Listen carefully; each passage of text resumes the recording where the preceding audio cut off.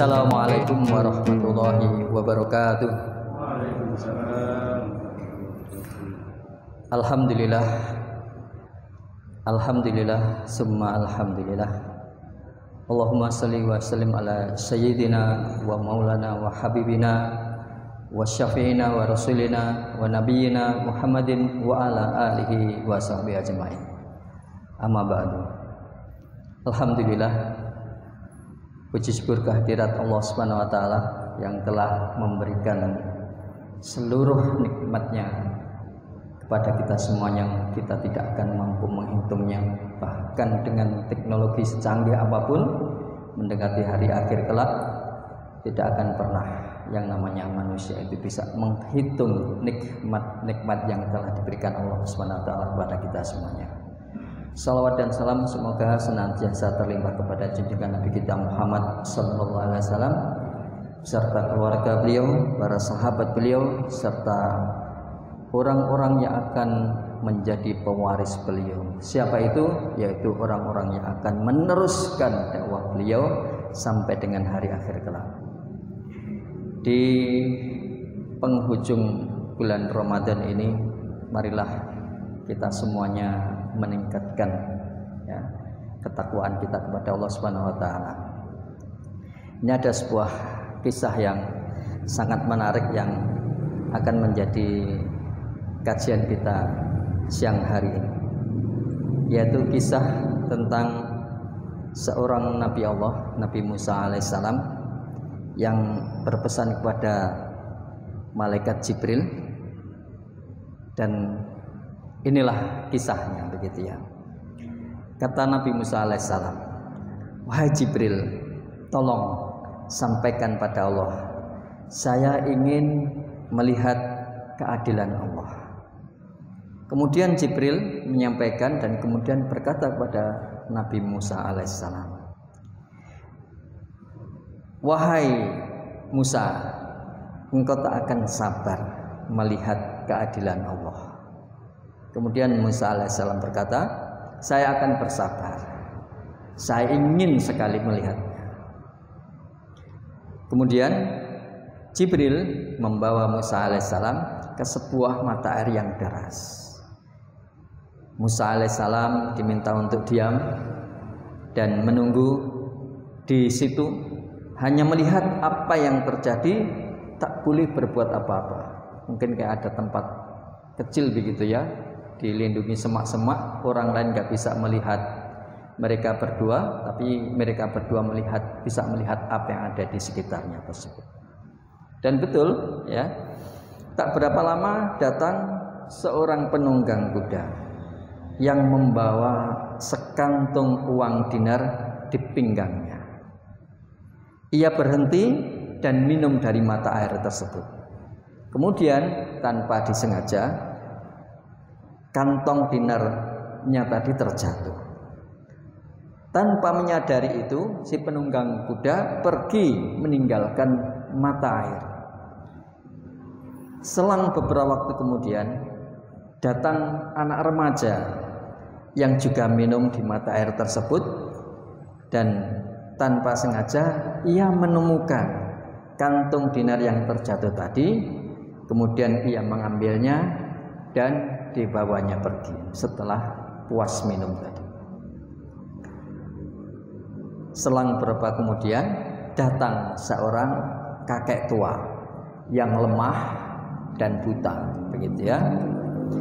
Dengan tertatih-tatih ia juga meminum air di tempat itu. Kemudian pas dia minum, tiba-tiba si penunggang kuda tadi datang dan bertanya kepada sang kakek yang buta tadi.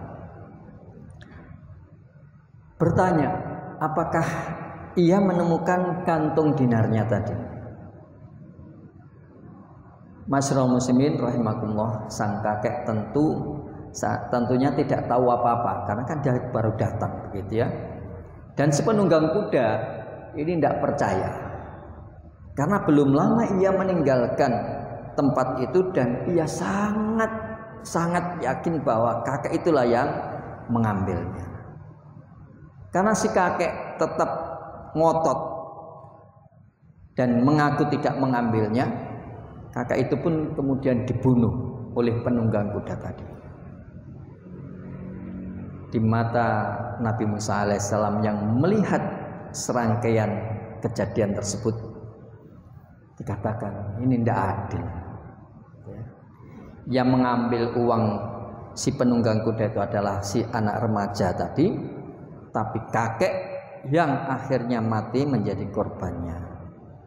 Ia kemudian bertanya kepada Jibril alaihissalam, apa keadilan Allah? Di mana letak keadilan Allah? Tadi padahal sudah dipesan begitu ya, suruh diam saja begitu ya, dan akhirnya nggak tahan ini Nabi Musa alaihissalam. Kemudian Jibril pun menjawab bahwa anak yang dianggap paling bersalah oleh Musa alaihissalam tadi justru adalah yang benar. Beginilah kisah sesungguhnya 3 orang ini. Nah, ini bagian yang paling kita tunggu-tunggu itu kan di sini begitu ya. Ayah dari anak remaja itu dulunya adalah seorang pegawai dari sepenunggang kuda. Si ayah mati dibunuh oleh seorang yang zalim. Penunggang kuda ini dulunya lalai dalam membayar gaji si ayah dan tak kunjung membayar hingga kematian si ayahnya, ya anak remaja ini tadi. Masya Allah, ini qadarullah begitu ya, takdir Allah itu berlaku. Jumlah uang yang tidak dibayarkan sama persis dengan jumlah dinar yang ada di kantongnya yang dibawa oleh si anak remaja ini tadi. Jadi Allah membuat sang ayah akhirnya menerima haknya melalui ahli warisnya, yaitu si anak remaja ini tadi. Jadi apesnya si penunggang kuda itu sebenarnya adalah bayaran dari apa yang dilakukannya dulu. Karena si penunggang kuda ini dulu punya ini menjadi tuan yang tidak pernah membayarkan gaji kepada ayah daripada si anak remaja tadi. Lalu bagaimana dengan kakek yang tua renta dan terbunuh itu tadi begitu ya? Kakek ini adalah orang zalim yang sudah membunuh ayah si anak itu tadi. Allah membalaskannya dengan membuat ia terbunuh juga. Masyarul muslimin rahimakumullah. Keadilan Allah tak akan terlihat di mata manusia dengan cepat untuk melihatnya. Kita hanya butuh kesabaran yang luar biasa. Karena adilnya Allah mungkin tidak terlihat adil di mata manusia. Oleh karena itu tetaplah menjaga sabar sebagai penolong. Kekuasaan itu tidak akan selamanya menjadi anugerah. Ada kalanya seseorang itu mendapatkan ujian yang berat yang diberikan oleh Allah. Saat penguasa bisa mengembannya dengan amanah, ia ditinggikan. Sebaliknya saat lalai, ia dihinakan serendah-rendahnya. Dibiarkan terlena dalam kekuasaan yang khianat hingga semakin berat pertanggungjawabannya, adalah sehancur-hancurnya keadaan. Masyarul muslimin rahimakumullah, kita harus sangat-sangat percaya sekali ya bahwa Gusti Allah itu mboten sari. Artinya kalau kita sekarang ini mungkin sedang dalam keadaan terzolimi atau bahkan naudzubillahi min dzalik, kita sedang menzolimi orang lain, maka segeralah kita sadar untuk kemudian meminta ampunan kepada Allah di bulan suci Ramadan ini.